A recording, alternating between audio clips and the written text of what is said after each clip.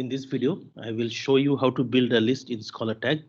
I use lists to build lists of textbooks for my students, list of publications for my research scholars to go through, and sometimes we also need to build lists of projects that we have completed or ongoing projects for evaluation purposes.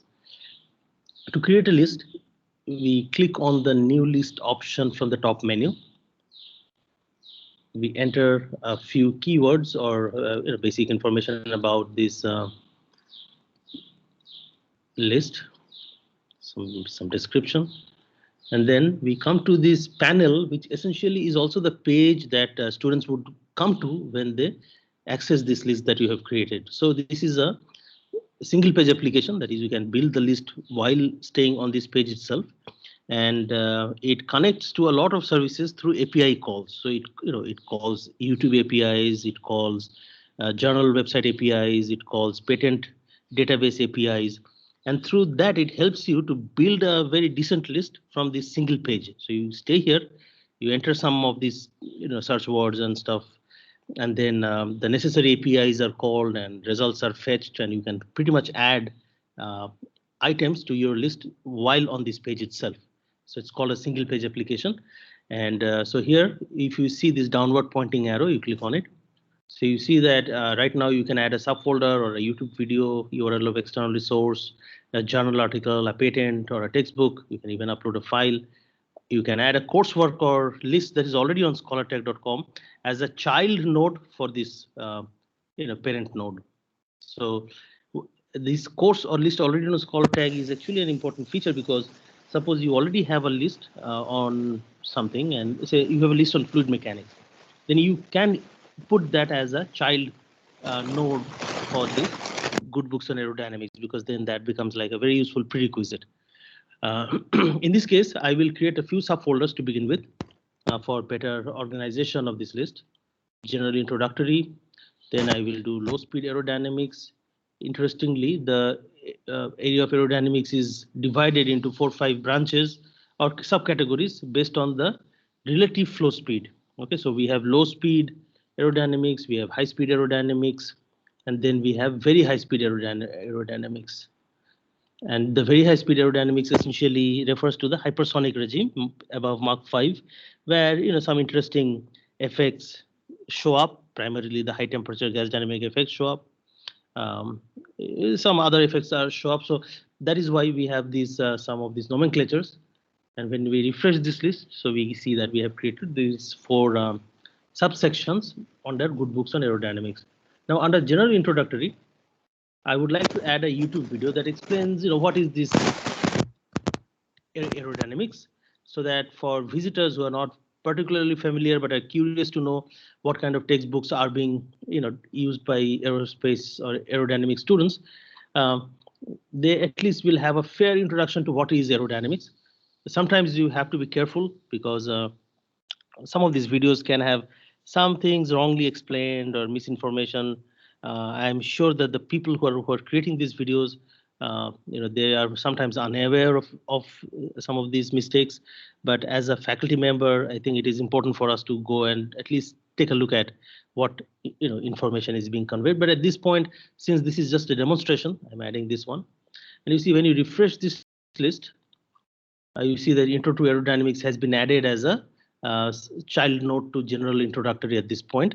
When a student clicks on this, you see what happens. The student is taken to this page where they can watch this video.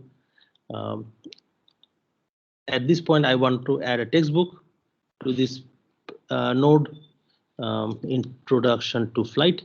This is a good book that talks about how aerodynamics fits in to the broader discipline of aerospace engineering, because we have other modules, for example, structural engineering, we have propulsion engineering, stability and control engineering, navigation and guidance engineering. So all these things are part of aerospace engineering. Introduction to Flight actually gives a glimpse of how all these small modules fit in to the wider scope of aerospace engineering. So I add the book. As you can see, the Introduction to Flight is now added as under general introductory. And I'll just quickly show what happens when a student clicks on this one. They're taken to a page that has basic information about this book. When they click on the book, they see a preview of the book on Google Books. Uh, in low speed aerodynamics, typically a popular book is by Panton. It's called Fluid Mechanics by Panton, because fluid mechanics and aerodynamics they have a lot of overlap onto one another. In fact, aerodynamics is a subfield of fluid mechanics. So Panton's book is an important book for low speed aerodynamics. I would also like to add Fundamentals of Aerodynamics by John Anderson. So Professor Anderson has written a lot of popular books on aerodynamics that are used by aerospace engineering students worldwide. Professor Anderson happens to be my professor from when I was doing my graduate studies at the University of Maryland. And he has a very lucid style, both of teaching and writing. So a lot of students find it useful, as a self-learning kit. So you can read Professor Anderson's books and learn things on your own. So I would like to add it to the collection as well. So at this point, we have two books for low-speed aerodynamics. There is another interesting book by Glort. Glort was Prandtl's student from Göttingen, and he popularized airfoil theory in Europe in the in the mid 20th, in the mid 1900s. So I would like to add Glort's book. And sometimes these books may not be available on Google Books. Rarely that happens. In that case, you can just add the book as a URL. You find the URL to the somewhere the book is available, and then you can add just the URL to the book. Okay, so we now have 3 books under low speed aerodynamics. Let's add a few books on high speed aerodynamics. So Lippmann Roscoe's book. So one of the pop classic books on high speed aerodynamics. Then I add Modern Compressible Flow, again by John Anderson.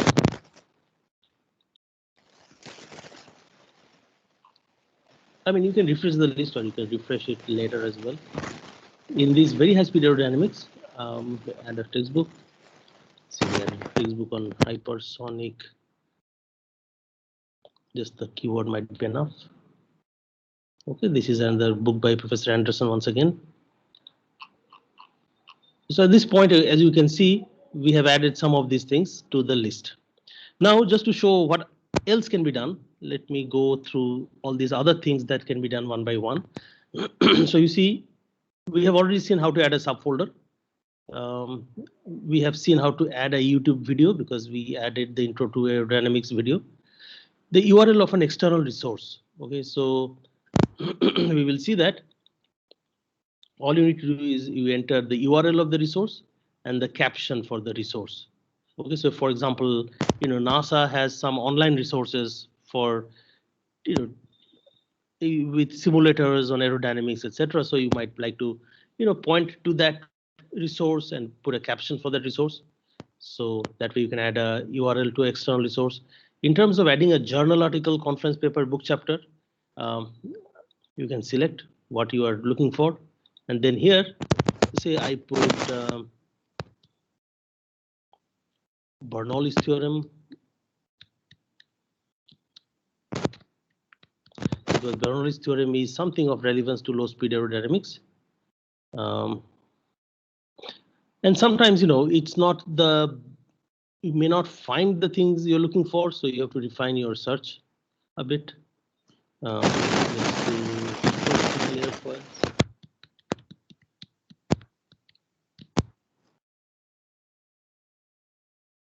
So this is just trying to demo how to add various things. So it's not really that we want to add these things. So you can see that now we have added a journal paper to this list. You can add a journal paper. You can add a patent. Say in a patent we say super critical airfoil. This is a slow API, takes a bit of time, but again, it's connected to USPTO database, so it's quite useful.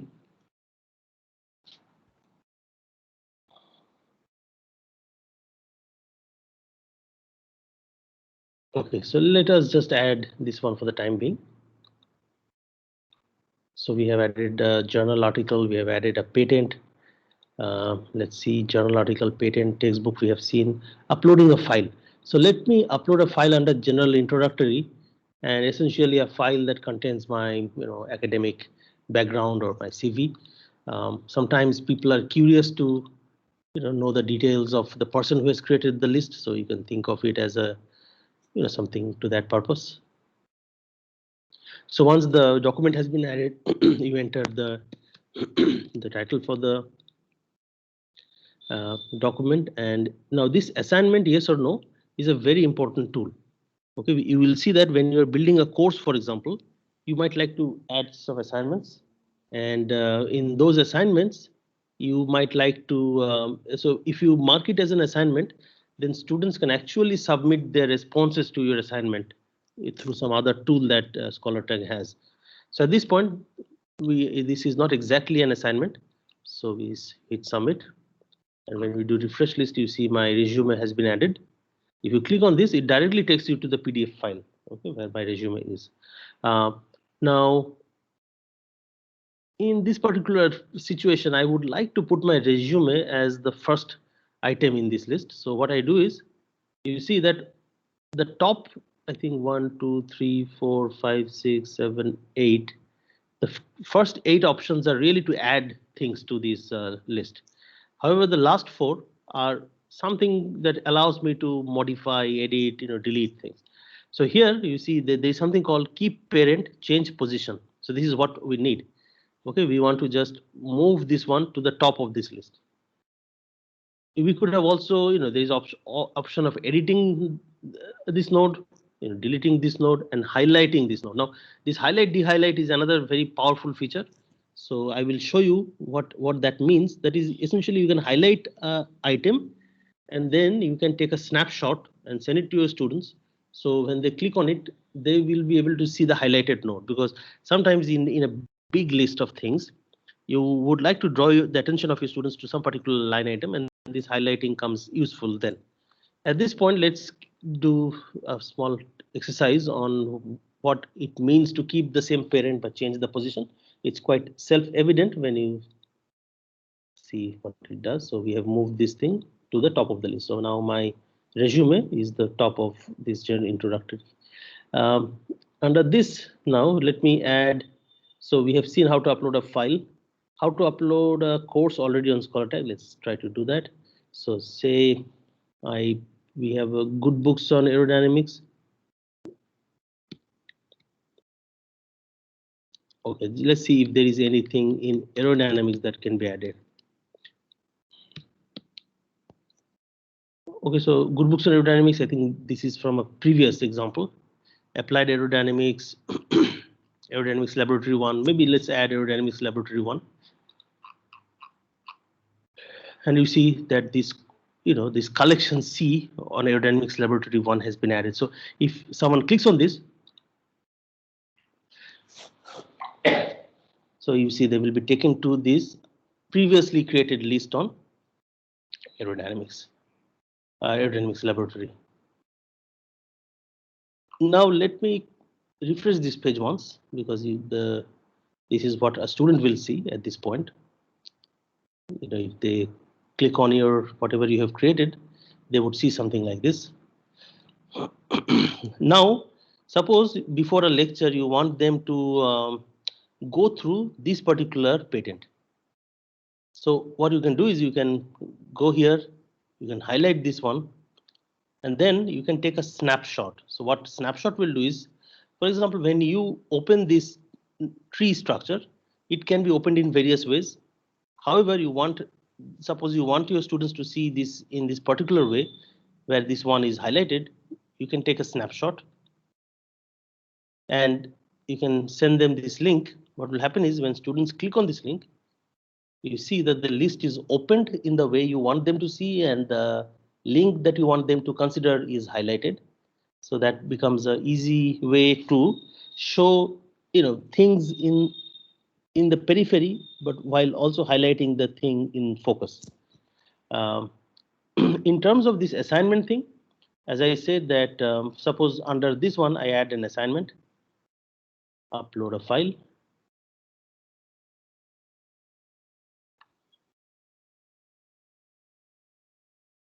Okay, and I do say feedback, low speed aerodynamics exam paper. So previous year's exam paper as an assignment for this year.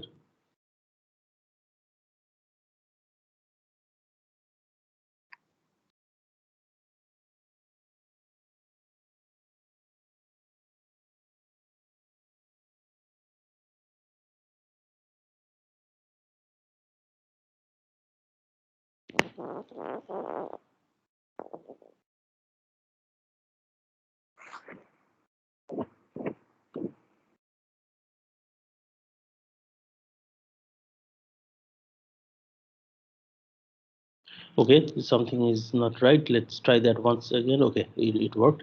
So let's just add assignment one maybe. And now in this particular case, we are saying that yes, it is an assignment. We hit submit.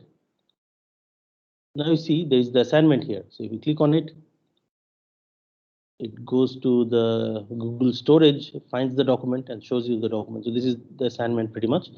Now what will happen is, since you have now put this as an assignment, let's refresh this page once more.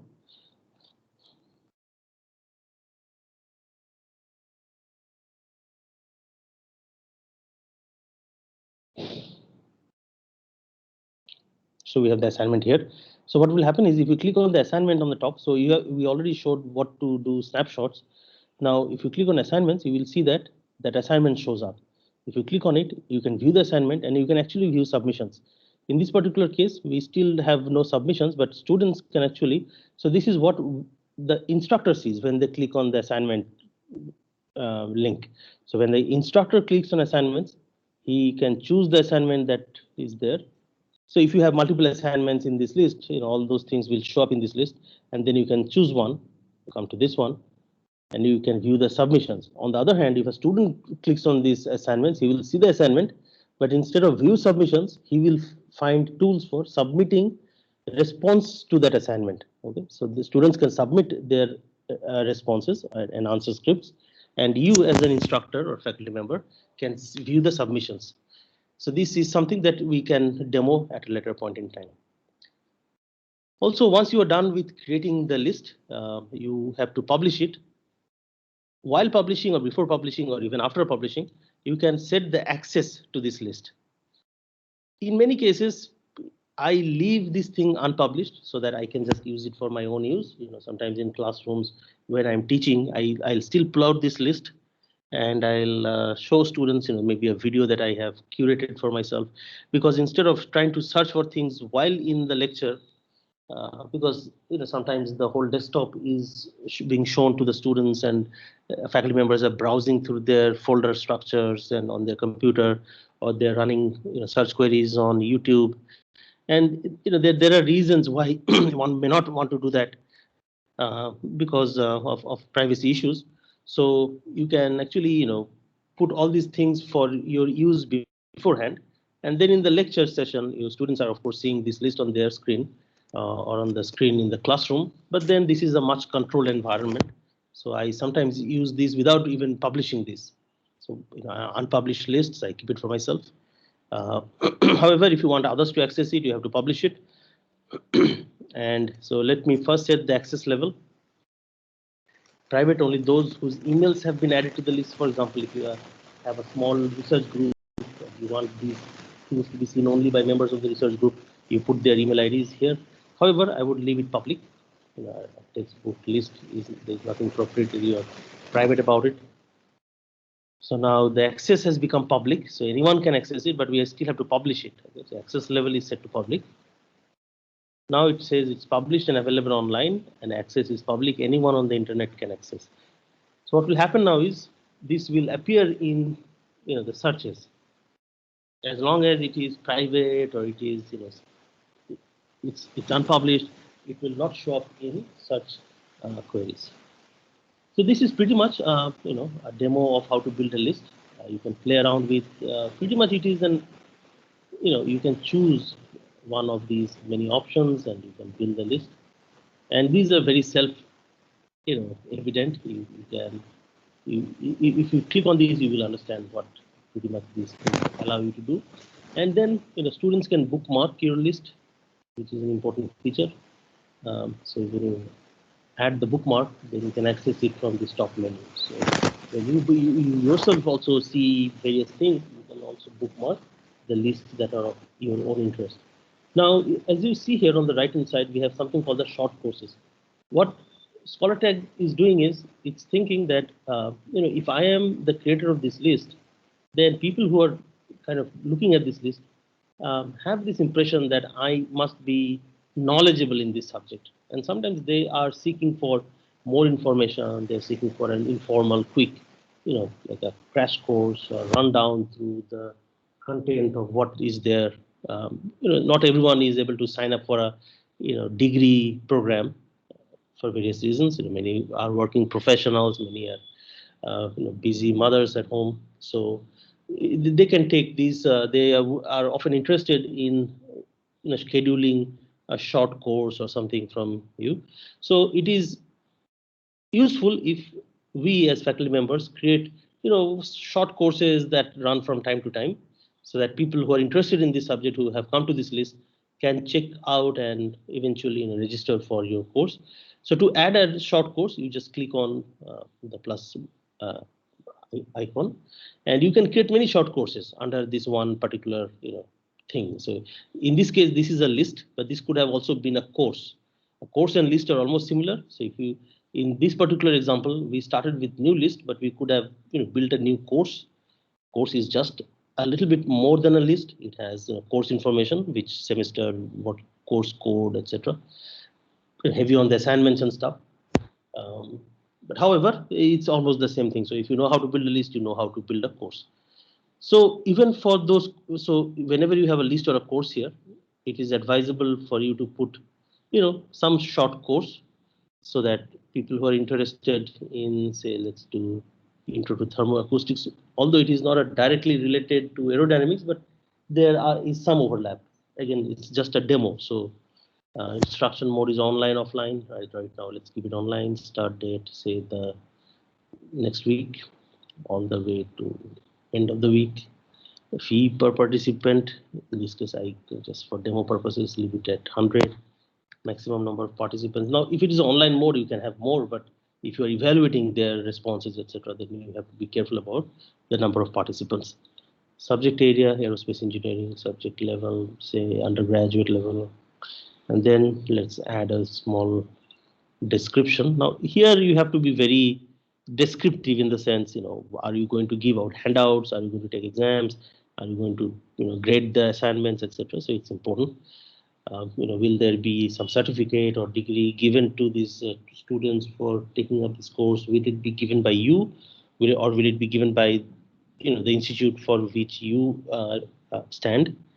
Of course, you have to work it out with your institute. You cannot just perhaps you cannot just use their name and offer certificates from your side.